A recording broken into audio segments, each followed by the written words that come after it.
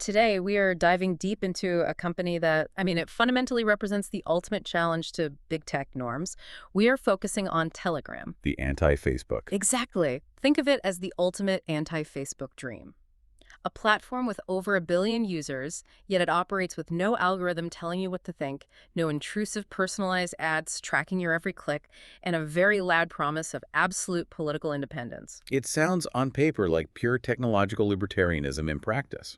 It's a platform built on this belief that code can create a sovereignty that's stronger than any state. But the core question our extensive source material forces us to grapple with is this. Does this hands-off anti-establishment dream actually come true once you scale it to 1 billion people? Or does the deliberate lack of conventional oversight of regulation create entirely new and maybe even more dangerous global conflicts? From crime syndicates all the way to geopolitical showdowns. Okay, let's unpack this. We have an immense body of sources here covering everything from, granular academic research on this concept of digital sovereignty to detailed legal critiques of platform liability. Especially following those major geopolitical skirmishes in places like Brazil. And we've also been handed some highly technical cybersecurity assessments. They're about Telegram's proprietary features and a very recent, and I have to say, a very concerning infrastructure vulnerability. What we have here is truly a study in paradox. How do you maintain an ideal when the world demands that you become, well, pragmatic? Exactly. Our mission today is to dissect the ideological blueprint laid down by Telegram's founder, Pavel Durov, a figure whose life is really defined by defiance. We're going to examine the platform's unique design principles, its focus on speed, on high scale, and on independence. And then we have to weigh the massive world-changing utility it offers for civil resistance and democratic movements against the steep, steep cost of a hands-off approach to moderating the darkest corners of the internet. It's the ultimate tech paradox. It is a platform built on incredibly high-minded, idealistic principles that now finds itself squarely at the center of global political, democratic, and, criminal conflicts. To really understand the global phenomenon that is Telegram, you absolutely have to understand the man who created it Pavel Durov. and the crucible in which his philosophy was forged. He is not simply a tech executive or CEO in the mold of a, traditional Silicon Valley figure. Not at all. Our sources consistently describe him as this figure defined by a very specific and compelling fusion of attributes: libertarian values, technological idealism, and stoic defiance. Stoic defiance, I like that. He has essentially positioned himself as a global figure, a diplomat without a nation, a technologist without a flag. That framing diplomat without a nation is incredibly insightful, and I think it's crucial to understanding all his subsequent decisions. It is. It signals that his deepest commitment is less to a market, less to a state, and far more to a core set of philosophical values centered on freedom enacted through code. But that philosophy wasn't just theoretical, was it? Not at all. It was born in real-world, high-stakes conflict back when he was running his first major venture, VKontakte, or VK. The Russian Facebook. That's the origin story. VK was Durov's initial, massively successful project. It was conceived, and it achieved its initial goal as Russia's homegrown answer to Facebook. It quickly became dominant in Russian-speaking markets, just a massive communications utility. But its success inevitably brought him into direct confrontation with the Russian state apparatus. Right, which saw the platform as a tool to be controlled. This confrontation really came to a head, the critical inflection point, in late 2013 and early 2014. What happened precisely? In December 2013, the Federal Security Service, the FSB, demanded that VK shut down opposition groups that were using the platform to coordinate protests. And he said no. He flatly refused. Then, following the Ukraine crisis in 2014, the FSB demanded he hand over the personal data of Ukrainian users. And again. Again, Durov refused. He argued that Russian jurisdiction did not extend to Ukrainian users and that providing the data would, violate their rights. And that refusal cost him everything. It wasn't just a political stance. It was a devastating business consequence. It was definitive. Because he refused to cooperate and hand over that user data to Russian authorities, he lost control of his company. How did that happen? His shares were effectively seized by Kremlin-aligned investors, and he was ultimately forced to resign as CEO in April 2014, claiming the company had been placed under total control of the security services. And he left Russia immediately. He did. So the lesson learned there wasn't subtle or academic. It was a brutal, real-world experience that defined the mission of his next venture. Precisely. That experience became the foundational blueprint for Telegram. The lesson was simple, but absolutely definitive, and it's quoted repeatedly in the sources. Never build critical infrastructure in a jurisdiction where your values are not protected. So VK's enforced compromise became Telegram's strategic guide for the next decade. Exactly.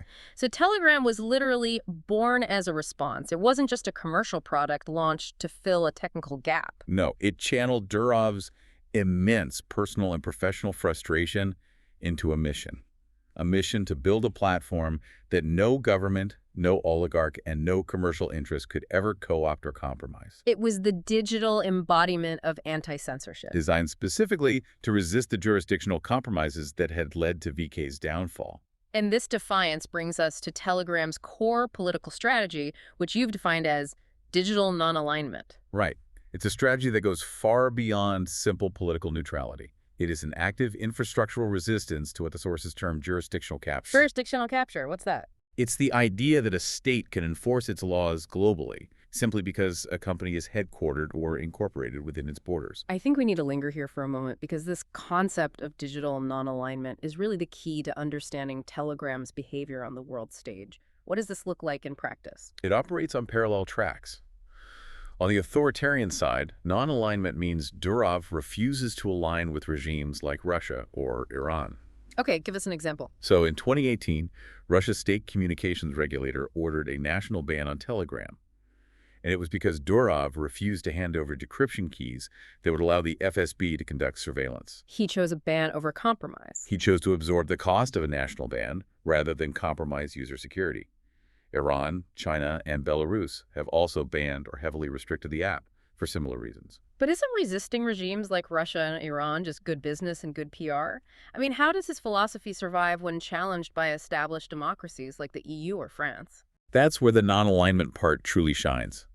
He also refuses to submit to liberal democracies when they behave illiberally, as he defines it. Interesting. The sources cite a fascinating example where he refused to ban accounts belonging to Romanian conservatives following a request from France.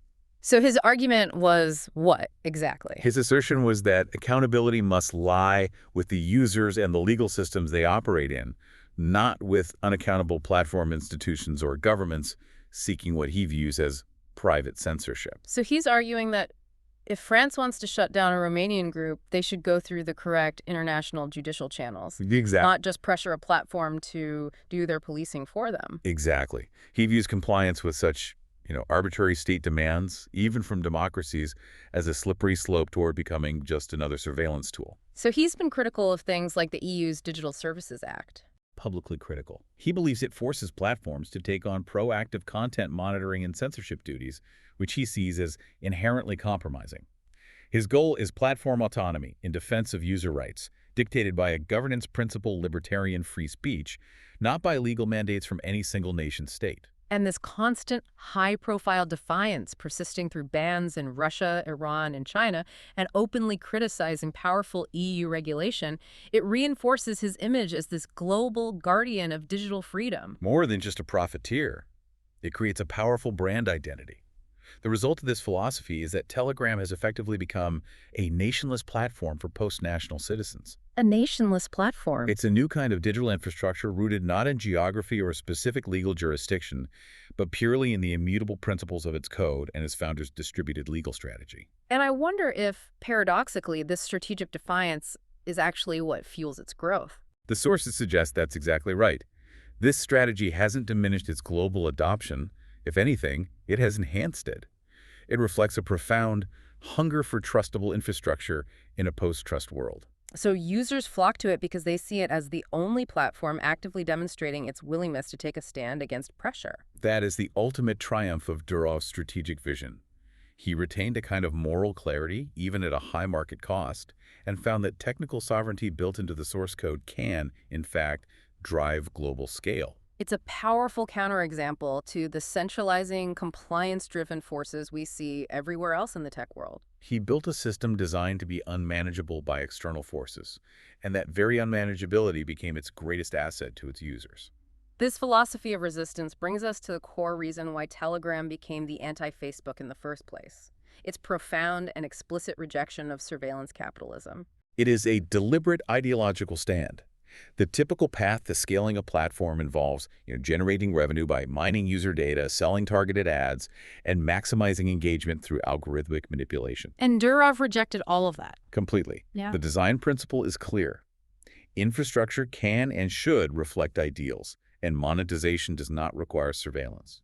So if the platform refuses to monetize by tracking and selling your data, how does it physically achieve this separation from jurisdictional and commercial pressure? Where does the platform literally live? It lives everywhere and nowhere simultaneously. By design, Telegram is structurally stateless. No headquarters. No physical headquarters. Right. It's not based in a single country, and it splits its operations across distributed, sometimes migratory legal jurisdictions. This makes its server structure modular and migratory. And that lack of a fixed home base is fundamental to its ability to resist data demands, right? It's fundamental. If you can't serve a warrant to a single legal entity in a single jurisdiction, you are far, far harder to compel. That distribution also relates directly to its technical performance, which is another huge draw for users. The platform is known for being lightning fast. Even in areas with poor connectivity. That's a key design feature. They focus entirely on speed and high-scale messaging from day one. And it proved Durov's thesis. That encryption and scale are not incompatible. The numbers bear this out. The sources show that as of March 2024, Telegram had 900 million monthly active users. And just 1 year later. In March 2025, that number had climbed past 1 billion. Reaching 1 billion users without adopting the traditional surveillance model is an extraordinary technical achievement. And that staggering growth is propelled by unique platform features that make it highly effective for mass communication, especially in crisis zones or during political upheavals. Can you detail what makes Telegram structurally different from competitors like WhatsApp or Signal? The primary difference is scale combined with broadcast capacity. Users can create massive public groups up to 200,000 members. 200,000. And channels that can handle an unlimited audience. This capacity for massive, organized, rapid dissemination is just unmatched. The channels specifically are crucial because they function less like a group chat and more like a massive curated publication. Exactly. Channels are fundamentally one-way feeds, allowing the owner, whether that's an activist, a state entity, or a criminal group, to broadcast content to an unlimited number of subscribers instantly, which preserves the content creator's control and anonymity, while offering incredibly powerful reach. Furthermore, only the admins of these channels can see detailed statistics on view counts, user growth, and interactions. It gives them a valuable feedback loop without compromising the user's privacy to a public forum. This combination of power, anonymity, and scale transforms Telegram from a simple messaging app into critical infrastructure, particularly for non-state actors. And we saw this demonstrated most starkly in the context of the war in Ukraine. Following the 2022 invasion, Telegram played a vital, almost indispensable role in coordinating pro-Ukrainian cyber resistance. It became the central point of coalescence for both state and grassroots interests. So it allowed for rapid, secure coordination both inside and outside the country. Domestically, among military and civilian personnel, and abroad among international volunteers and hacking groups, it was essential. It effectively digitally democratized acts of public diplomacy and resistance. How did the source material describe the specific mechanism for this coordination? The sources noted a phenomenon known as kitting. Kitting? Yeah. Capable members and channel moderators provided specific, easy-to-use tools and templates, along with guidance, to participants. This streamlined process lowered the barrier of access to complex cyber resistance activities. So ordinary citizens were suddenly turned into effective digital resistors. Exactly. Capable of participating in information operations or DDoS attacks. This highlights how Telegram's features actively shape the tactics of modern, participatory, and often asymmetric warfare. It provides a platform for resilience that established democratic countries might not even possess. Right. Now, let's address the inevitable challenge. When a platform scales to 1 billion users, defying the norms of Silicon Valley, how does it pay for the immense costs of global bandwidth and server maintenance? That's the billion-user question. We know Durov initially stated they would never serve advertisements in private chats. And that commitment to private chat sanctity remains a core principle.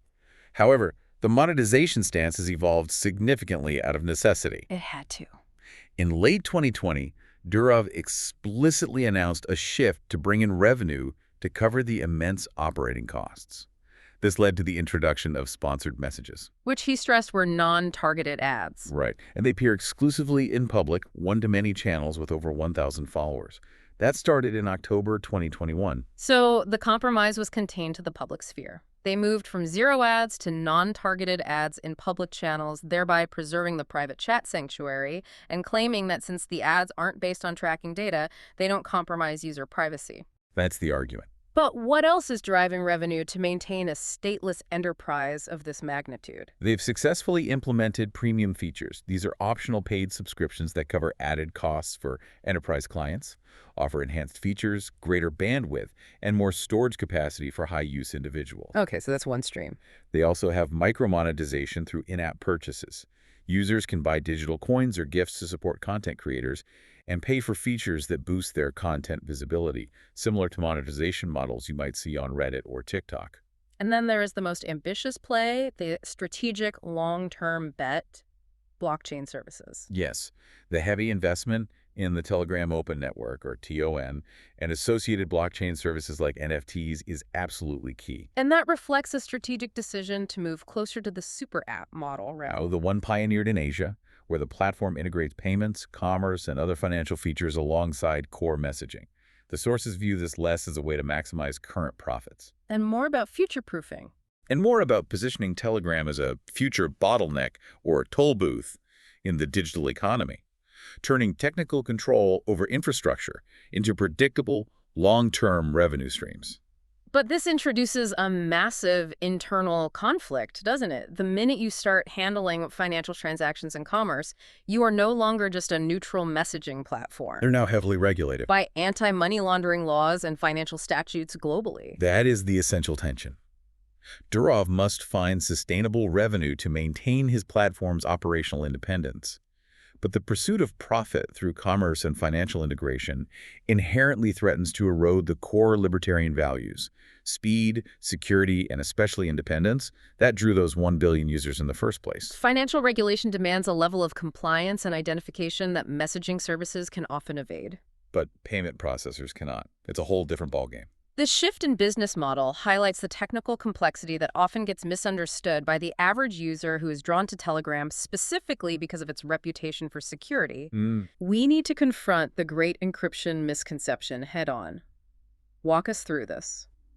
Why is Telegram's security model fundamentally different from the gold standard, like that offered by Signal? Okay, so the key detail that remains a central criticism from cryptographers is that Telegram's biggest security drawback is that most messages, by default, do not feature end-to-end encryption, E2EE. Right, and E2E is the gold standard because it ensures that only the two users, the sender and the recipient, hold the keys to unlock the message content. Exactly. The platform itself, the company running the servers, is locked out. They can't see anything. So if I open a new chat with you on Telegram right now, what kind of encryption are we actually using? You are using what they term standard cloud chats, or for groups and channels, client-server encryption. Okay, what does that mean in simple terms? Think of it this way. Your messages are encrypted during transit, protecting them from external eavesdroppers, which is good. But, and this is the huge, but Telegram servers hold the encryption keys. This means that Telegram itself could theoretically access your conversations if they were compelled by legal authorities, say with a secret court order, or if their servers were compromised by a hacker or a hostile state agency. That significantly changes the trust calculation. A user trusts Signal not to store their data.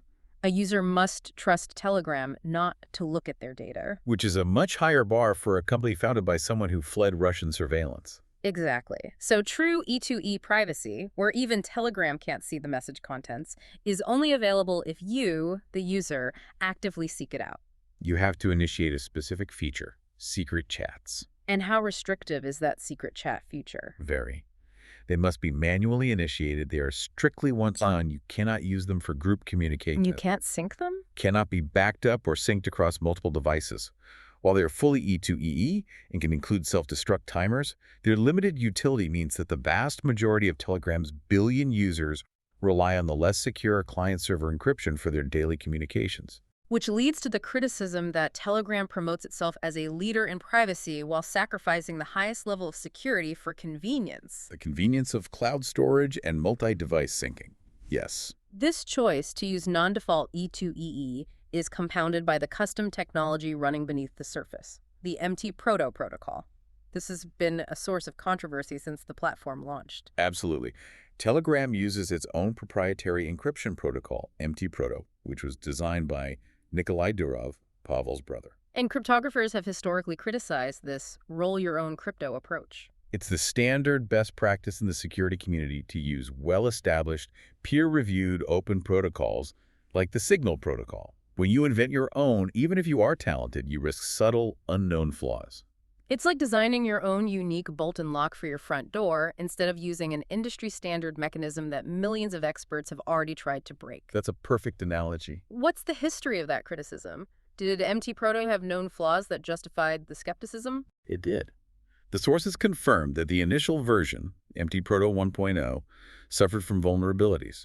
For example, in 2013 and 2014, weaknesses were discovered that could potentially allow an attacker to mount a man-in-the-middle attack. Where an adversary inserts themselves between the two communicating parties. Right. And critically, the weakness meant the victim might not be alerted when their encryption key fingerprint changed, which would indicate a security breach. But they patched it, didn't they? They did. Telegram immediately responded, paid out a $100,000 bounty to the researchers who found the flaw, and patched the system. They released MT-Proto 2.0 in 2017. And 2.0 is considered much better. Current analysis suggests 2.0 is a vast improvement and formally sound. There are published studies confirming its security properties, including confidentiality and integrity. But, the initial flaws and the lingering concerns over custom implementation solidified that roll-your-own reputation. So the technology is likely sound now, but the problem of transparency persists. Exactly. While the client-side apps, the software you run on your phone, are open source, the server-side code, which handles all the data storage and key management for the cloud chats, is closed source. Which means it's impossible for outside, independent experts to fully verify precisely how user data is handled, stored, or secured on Telegram's globally distributed servers. Right. There's an element of trust required. That lack of server transparency brings us to a major, very recent vulnerability concern reported in the source material, surfacing in June 2025, one that links Telegram's deep infrastructure right back to its origins in the Russian security landscape. This is a big one. This is where the defiance of the founder clashes with the hard reality of technical operations. This specific investigation raises profound security questions for every user. It revealed that key technical infrastructure, specifically networking equipment, IP address assignment, and router configuration, is operated by a Russian network engineer named Vladimir Vedenev. And the sources emphasize that Vedenev is not just a peripheral contractor. The core documents tie him extremely closely to Telegram's core operations years ago. Absolutely. Documents from a Florida court case demonstrate the depth of his involvement. Vedenev was granted exclusive access to Telegram servers in a specific Miami data center. Exclusive access. Furthermore, his company owned and operated a critical router located directly in the Telegram server room, and he was even authorized to sign contracts as Telegram's CFO years ago. Wow. And the security implication there is stark. Controlling the routers that manage where data packets flow allows direct visibility into user identifiers. Right. So to clarify for the listener, let's use an analogy. Why is controlling the router, the physical equipment that directs internet traffic, more dangerous than simply intercepting the traffic later? Go ahead. Think of it this way. Telegram might encrypt the contents of your letter with a strong, modern lock. That's MT-Proto 2.0. But if the man who owns the mail sorting machine, the router, is associated with the secret police, they can still read the address label and the return address. They see the metadata. They can see who you talked to, when you talked to them, how large the message was, and how often. That information, the metadata, can be used to de-anonymize you completely. And the concern escalates dramatically because Vedenev's closely linked companies have had highly sensitive clients tied directly to Russian security services. The very entities Durov fled. Exactly. The sources list clients, including the SSB intelligence agency, and crucially, a secretive state-run research computing center known as GlavNEVTS. And this center is known for what? It's noted for having helped plan the invasion of Ukraine, And, most relevantly for this, for developing sophisticated tools designed specifically to track and de-anonymize Internet users. Including finding their real identities based on traffic metadata. Correct. So even if Telegram's internal messaging content is soundly protected by MT-Proto 2.0, this infrastructure link raises profound concerns over potential man-in-the-middle surveillance targeting the metadata. That's the danger articulated by security specialists. If someone has physical or administrative access to the data transmission channel, the router level, they can engage in sophisticated surveillance. So despite Durov's philosophical stance of anti-censorship and anti-state interference, The practical infrastructure that keeps his stateless platform running globally seems to harbor deep, vulnerable ties to the security services he claims to defy. The ideal of technical sovereignty is undermined by the necessity of physical infrastructure. this complex technical infrastructure facilitates the very fundamental paradox of Telegram. Right, the same freedom through code that shields activists and pro-democracy voices from authoritarian states also creates the perfect, unregulated, hands-off sanctuary for criminal and violent actors. This is the dark side of that commitment to absolute digital liberty, and the cost has been immense, generating immense pressure from governments worldwide. We have sources quoting the NYPD Deputy Commissioner for Intelligence calling Telegram the most popular place for ill-intentioned violent actors to congregate. That's a heavy statement. And the catalog of illegal activity is disturbing and vast. Telegram's unique combination of lax, reactive content moderation and the perceived anonymity has made it a hub for nearly every form of illicit digital activity. So we're talking about widespread sharing of explicit content, violent videos, Human trafficking, drug and arms trafficking, and, most deplorably and critically for regulators, illegal pornography, including child abuse material. because users can so easily create large public or private channels, they're shielded from the immediate scrutiny that would hit them instantly on platforms like Facebook or Instagram. Which allows these bad actors to scale their operations with far less risk of immediate detection. And beyond general criminal activities, Telegram is notorious for attracting violent extremist groups who view it as a haven. Violent organizations like ISIS, who used it extensively for coordination, propaganda, and recruitment following the Paris attacks, have historically flocked to the platform. Extremist groups globally as well. Including the Proud Boys, have used large channels to organize and coordinate. And more recently, the sources noted the Myanmar junta's utilization of Telegram channels to spread highly effective propaganda and misinformation campaigns against pro-democracy groups. Using the platform as a key tool of state violence. Exactly. It's important to look at Durov's initial response, which was highly ideological. The sources note that he initially refused to shut down channels used by ISIS. He was prioritizing the principle of privacy and anti-censorship above all else, even in the face of terrorism. He maintained that the platform had no ability and therefore no responsibility to police content unless it was explicitly violating the laws of a jurisdiction where the company was incorporated. Which, of course, was difficult to pin down. But that purely philosophical stance proved entirely unsustainable when confronted with the reality of large-scale, real-world violence. And the platform saw a major pivot after the November 2015 Paris attacks. That was the catalyst. Following those events, the public pressure, coupled with direct international law enforcement inquiries, became overwhelming. So Telegram began actively shutting down public ISIS channels. And taking initial steps to monitor for terrorist activity. They had to create dedicated channels for users to report terrorism and took a public stance against the promotion of violence. So even the guardian of digital freedom had to make a tactical retreat against terrorism. But even after that pivot, Durov maintained his skepticism about censorship in other spheres. Particularly political content. He reportedly claimed that conspiracy theories only strengthen each time their content is removed by moderators, arguing that moderation is not only impossible at scale, but often counterproductive. And that ambivalence toward moderation leads to another pervasive problem that affects every user: endemic spam, fraud, and phishing. The platform struggles immensely to contain fraudulent activity, especially given its open API and user-friendly bot platform. Tell us more about the role of bots in this criminal ecosystem. Hackers and fraudsters leverage Telegram bots, which are simple programs for automated tasks, to facilitate large-scale phishing campaigns and malware infections. So these bots allow criminals to spam thousands of users simultaneously.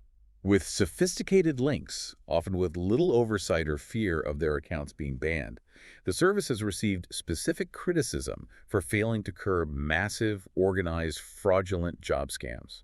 which often trick vulnerable users into depositing money into prepaid tasks that never materialize. It's a huge problem.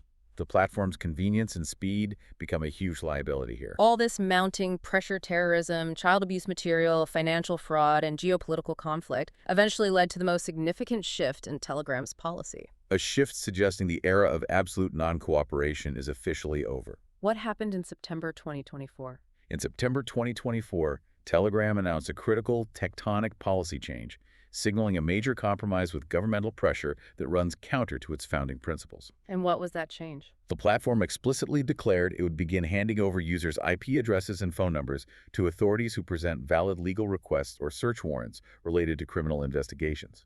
That is a fundamental and irreversible shift away from its original share no information stance. It's huge.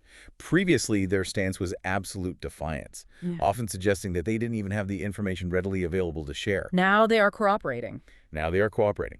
The sources indicate this change was heavily influenced by mounting pressure from U.S. law enforcement regarding material related to child sexual abuse. Where the moral and legal costs of non-compliance just became too severe. Exactly. The policy change states they will share the metadata IP addresses and phone numbers, but maintain the sanctity of cloud chat content unless compelled under extraordinary circumstances. What has been the immediate, measurable impact of this change on the platform's operations? The sources indicate that the platform has already seen a huge spike in data sharing with U.S. law enforcement since the September 2024 announcement. And Telegram's official line? They now publicly state that its moderation is within industry standards and constantly improving. This indicates that the cost of maintaining absolute sovereignty became prohibitive. Especially when faced with the global realities of crime and coordinated international legal pressure. And the arrest of Durov himself in France in 2024, which we will detail shortly, certainly underscores the intensity of that external personal pressure he now faces. Telegram's shift from ideological purity to grudging compliance is nowhere better illustrated than in its most intense legal battles. The showdown in Brazil. Exactly. That case in particular was not just about a single piece of content. It was a fundamental constitutional conflict over whether a nationless platform could simply ignore the democratic and judicial sovereignty of a major state. That's exactly right. The Brazil case is the ultimate case study in jurisdictional capture resistance failing. To understand the high stakes, we need to contextualize the moment. Okay. Brazil was hypersensitive to the dangers of unregulated social media. They had suffered a massive disinformation campaign during their 2018 elections, primarily orchestrated through WhatsApp. And this, combined with the global alarm sparked by events like the U.S. Capitol riot, led Brazilian authorities to focus intensely on regulating social media platforms. Especially ahead of their critical 2022 elections. They were determined to build protective devices against the spread of organized anti-democratic content. And Telegram, operating under its banner of digital non-alignment, walked right into the crosshairs by exhibiting its trademark defiance towards state orders. The clash started when the Supreme Federal Court, led by Justice Alexandre de Moraes, issued judicial orders demanding Telegram remove specific accounts. And the ban came when? In March 2022, because Telegram incessantly ignored multiple judicial orders over several months. What specific content was the court so determined to remove that Telegram was willing to risk being shut down nationally? The orders specifically targeted the account of a high-profile blogger who was under investigation for a host of serious anti-democratic crimes, including criminal organization, slander, defamation, insult, and explicit racism. The blogger was accused of spreading systemic, coordinated disinformation aimed at undermining democratic institutions. And Telegram's continued refusal to engage or even acknowledge the court's orders led to the nuclear option. A suspension of the entire platform's function in Brazil. That is an astonishing measure, suspending the communication service for an entire country. What was the Supreme Court's justification for such a drastic response? The court's stance was non-negotiable and focused on sovereignty. They stressed that foreign or domestic, all companies offering services in Brazilian territory must comply with Brazilian laws. And freedom of expression is not absolute. They emphasized that it may be restricted to protect democracy, public health, and public security. Telegram's attempts to evade jurisdiction were deemed completely incompatible with the constitutional order. Especially in the run-up to a major election. Right. And the court also levied a massive daily fine of 500,000 Brazilian reais for non-compliance. So the economic and legal pressure became too great for the principled defiance to hold. Telegram was forced to capitulate. and was reinstated shortly after. But that compliance looked like a massive structural, tactical retreat. What did they have to do? To be reinstated, Telegram had to comply with all obligations. They blocked the designated anti-democratic profiles, appointed a mandatory legal representative in Brazil. Ending their stateless facade in that country. Exactly. And they announced a comprehensive slate of measures to combat disinformation proactively. And those measures went far beyond simple removals. They did. They committed to monitoring the 100 most popular channels in the country for illicit content, labeling posts that were determined to be inaccurate by official sources, restricting banned users from reappearing, and actively promoting verified official information. So this effectively transformed Telegram from a hands-off service to a proactively managed media distribution platform within Brazilian borders. It's a huge shift. And the pressure didn't stop with the 2022 ban resolution. A subsequent, and perhaps even more significant, ruling by the Brazilian Supreme Court in June 2025 further redefined platform liability, Creating a paradigm shift in how platforms must operate there. This June 2025 ruling by the STF is arguably the most significant legal development we uncovered in the sources regarding platform regulation. And what was it? The court established a new standard dubbed responsibility with freedom, which created a profound duty of care for digital platforms operating in the country. What exactly does that duty of care require in practical terms, and how does it differ from previous law? Previously, platforms were generally shielded from liability until they were formally notified of illegal content by a court order. Okay. The new duty of care means platforms can now be held civilly liable for systemic failures to remove serious criminal content. And here is the critical difference. This liability can be triggered without a prior court order. Wow. The platform must proactively monitor and remove content diligently. So for content categories like anti-democratic acts, terrorism, hate speech, child pornography, the platform itself is now legally required to spontaneously detect and remove that content. They have to do it diligently, essentially becoming the primary enforcer of law on its own infrastructure.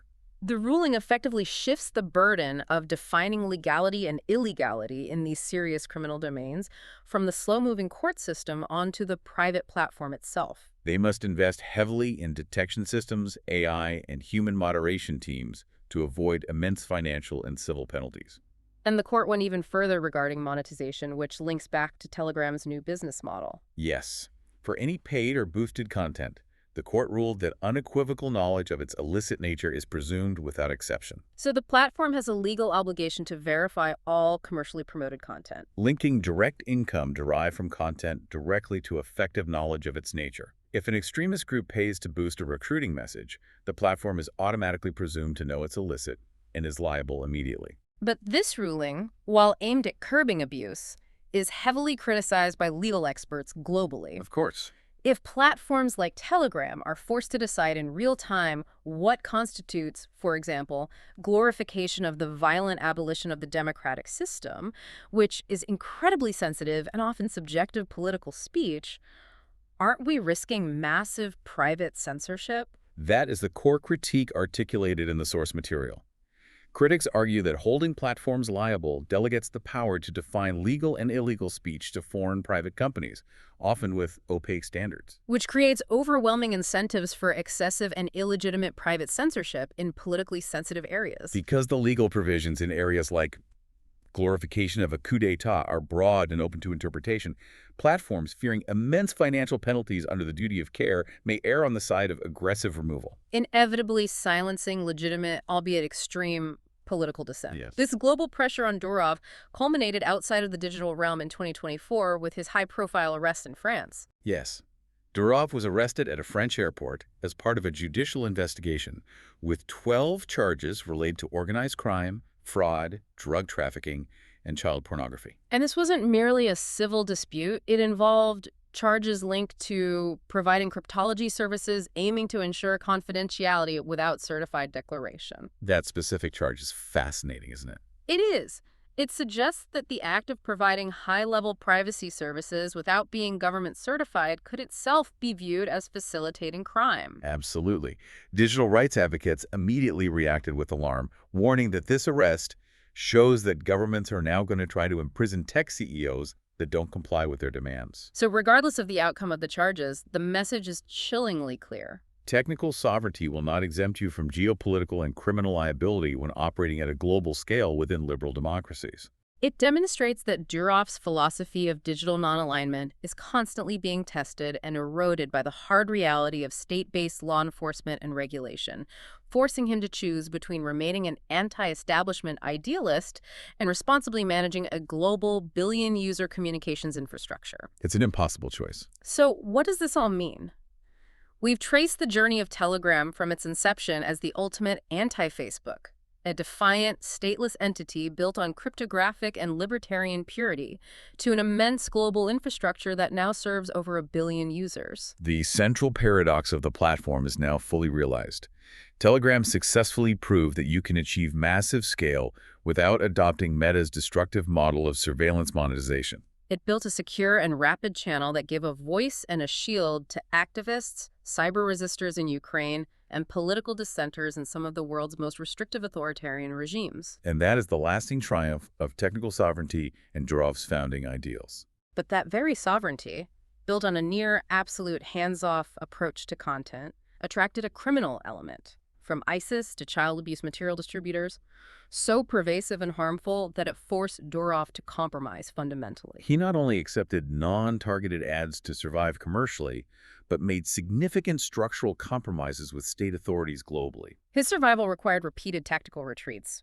We've detailed the pivot on terrorism post-2015, the structural capitulation to Brazil's democratic demands in 2022. And the radical policy change in 2024 to share user metadata, IP, and phone numbers upon valid legal requests. These shifts conclusively demonstrate that technical sovereignty is fleeting when confronted by coordinated global regulatory and criminal pressure.